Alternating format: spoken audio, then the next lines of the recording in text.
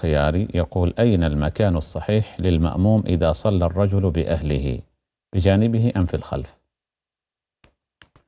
أما إذا كان في مكان يأمن فيه من دخول أجانب فإنها تقف منه كما يقف الرجل حين يصلي مع الإمام. نعم. أما إذا كان في مكان يمكن أن يدخل عليهم غيرهم ففي هذه الحالة تكون خلفه. نعم. ويكون هو في الأمام.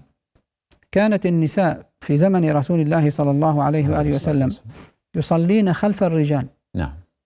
ونحن نتحدث عن أمهات المؤمنين وعن الصحابيات الجليلات رضوان الله تعالى عليهن. نعم. يصلين خلف رسول الله صلى الله عليه وآله وسلم وصفوف الرجال خلفه، وكنا يصلين في الخلف دون ساتر. نعم. فكان موضع صفوف النساء خلف صفوف الرجال. هذا هو الأصل في صفوف الجماعة. نعم.